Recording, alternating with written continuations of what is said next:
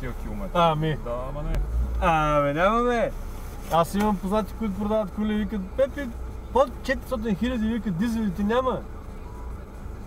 Моята пише 86 хиляди, понеже он е слагал чип, тя е 125 коня, и е слагал чип на компютъра, да може да дърпа малко повече. Има едни чипи 6-700 лева.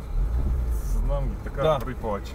И гори повече, но иначе пък е стрибител. Така както и да е, като са го махали, те не са го оставили чипа, пипнали там леко и ми правеше номера компютъра. Иначе работи, нали, купихме, не го правеше, ама си външ почна тък, гасни там и такива работи. Отидох аз едни пичови и така, и онези слаб. Айде. Днеска не ме викаше. Ще участваме в томболата. Отивам аз, такова не почна, нали, и викам, моля ми кажеш колко хиляди километра. Мога, ще си кажа точно ви колко. Така, компютъра вика оригиналния, тук те не могат да го открият. Те трябва вика много, няма никой, те вика няма да занимават там. Те тук само промените, това и те няма. Так, 222 хиляди километра мисля, че ми казвам. Точно вика, ето ти. Тя беше на 86,4 бях написал. А иначе, тя светише. Вътре, вънка, она много е пазил.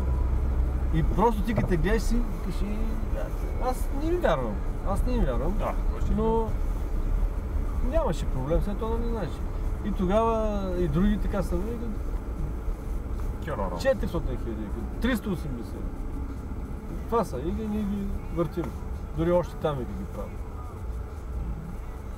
Кой викаш да е така кола нова, ти лут ли си?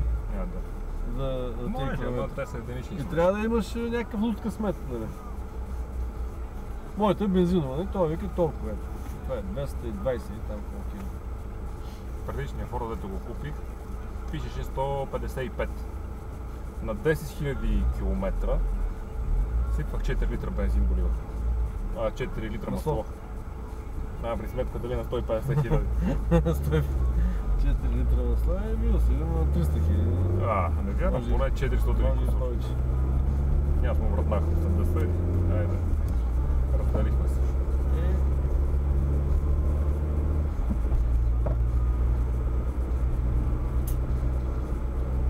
Моето Рено беше на 130 хиляди да ме отсече един пиян и така. Само че оттам, на Галабец, отсече цялата предница. И го писаха пълна щета, аз имах застраховки това, ами даваха 3000 лева, защото там има 1 милион далавери, години, работи и така, много малко пари. Добре, тя на колко е била застрахована? И тя беше застрахована, сега да издължа точно към